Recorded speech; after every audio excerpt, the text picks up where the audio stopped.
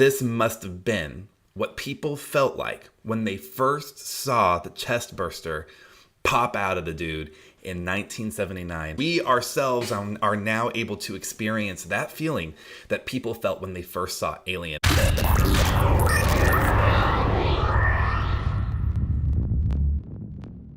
So I'm wearing my Alien shirt right for the occasion. There's, oh God, what direction does it, okay, there's Jonesy right there. For those of you who have been watching me for a while, you already know that the Alien franchise is my favorite franchise of all time, maybe tied with Godzilla. So clearly, you know that there was no way that I was going to be missing out on reviewing this film. Unlike my review for Trap last time, where I separated it into spoiler-free and spoiler review in the same video, I am going to be separating them out. So don't worry, you're good to go. There are no spoilers in this review. This is a movie that I've been waiting for a long time. We hadn't had a new Alien film since Covenant, and you know, you already know how I feel about those films if you haven't seen my analysis of the Alien franchise. Watch that too while you're at it, because you know, I have some interesting opinions that some of my friends don't necessarily agree with. I think that I'm pretty much aligned with everybody on this one. I think this is quite possibly my new favorite film in the franchise. And again, maybe I'm biased just because I love Fede Álvarez. I think he's brilliant. I think that he is insane. You know, everything that I love about a filmmaker. I remember thinking back in 2013 when I saw his remake of The Evil Dead, and I thought to myself, you know what? He would be perfect for the Alien franchise. And I remember saying that, and now here we are. I am so happy with what he did. He did everything that I hoped he would do and more. How do I explain how this movie was without spoiling anything? That's probably why this is going to be such a short video, because there's really no way to capture the brilliance of this film without talking about what he did, especially in that third act. I was so shocked and surprised to see how much it felt like an original Alien film. The score was like almost identical. They did a lot. It was like the same music. It was a lot of the same shots. You know, the Ridley Scott signature move of always keeping the camera moving and building that tension. I loved the mix of CGI and practical effects, and I loved that the practical effects took on a main role here. The CG definitely was not overshadowed by the practical effects in any way. I find that the CG here was used to either enhance certain shots or to accomplish things that really just can't be done with practical effects, especially by today's standards. The sound design was killer. I don't think this movie is going to be up for any Academy Awards, but if it were, it would be the sound design. Hands down. I mean, it was incredible. I also, again, Fede Álvarez is a powerhouse at building tension. And he does it in a way where it's just like you're watching the movie and you kind of know where it's going. But then when things really hit the fan, it's like it blindsides you.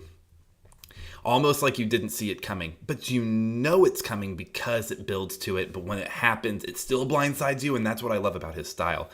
He's really able to slap you in the face with his style and his signature moves, and I personally really respond well to it, and it looks like a lot of other people did too, because when things start going and you're like, oh my god, what is this, what am I watching, it's like perfect. Because I feel like the Alien franchise lately has been notorious for just kind of either regurgitating things or going too far. Like, how do you make an Alien film in today's world interesting if it's gonna, you know, like it's just like the same story, you know, like the first Alien movie is basically Jaws in space. When Ridley Scott took over the franchise with Prometheus and Alien Covenant, that brought in some interesting developments, right? It was very philosophical about like the concept of life and death and what our place is in the world as human beings.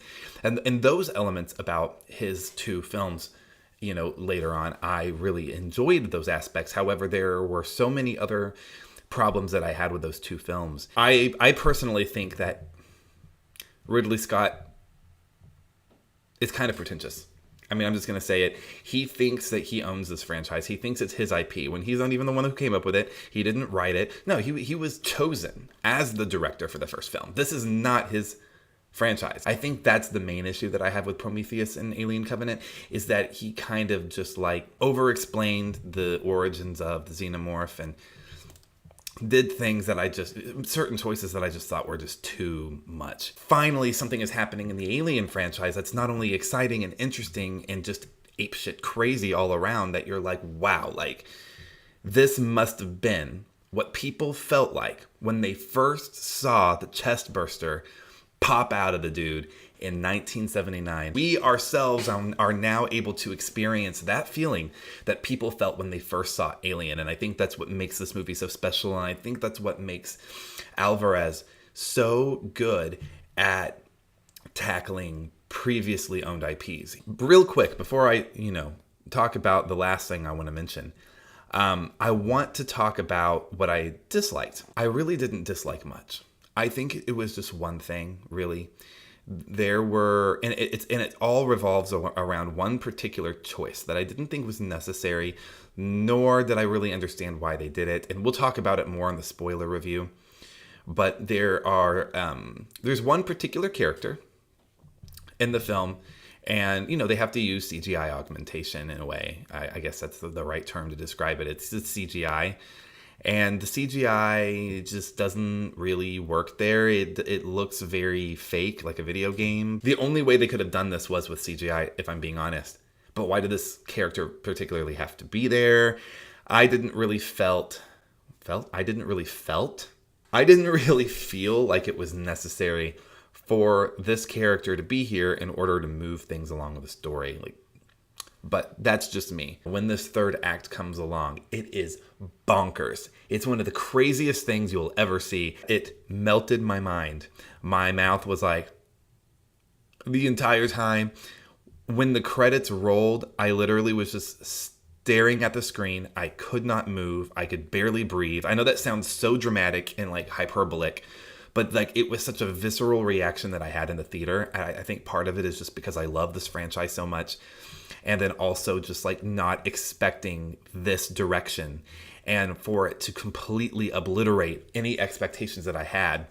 Like, this movie very well could have been, if they would have gone with the same style and progression as the first two acts, it could have been just like a solid but generic, boring Alien film, right? But that's not what happened, because things really shattered. This is our generation's first chestburster sequence. Like, what happens in this third act has to be like our version of what they felt. And I know I said that earlier, and I'm saying it again. I don't like to repeat myself, but it's just so cool to me that that's what we get to experience. Like, I don't think I will ever have another viewing experience like this in a theater, where I was so blown away and so shocked and so like glued to my seat, but also simultaneously on the edge of it. I am so happy with this film. All right, guys, thanks so much for watching. Again, and I say this at the end of every video, if you have not, it's not on that side, it's on this side. If you have not seen my film Culturegeist yet, it is on my YouTube channel, but I don't know how long it will be, because I am in film festival season. So far, none of my film festivals that I've submitted to have told me that I have to private it or, remove it from online. But if there's a film festival that I really want to submit to and they say that it can't be online as it, then I'm going to have to not take it down, but just private it during festival season.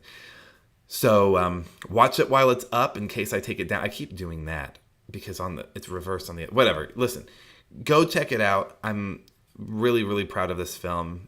We worked really hard on it, and it is full length. So if you're a new subscriber and you haven't had a chance to watch it yet, I recommend it. It was written and directed by me. I had a team, from various states, people, actors coming in from Canada to work on it. I mean, we really had like a whole full production here, and it was one of my favorite experiences. So check out my film. And check out Alien Romulus. Please do. Oh my God, it's crazy. And I'll see you later for the spoiler review. Have a good day.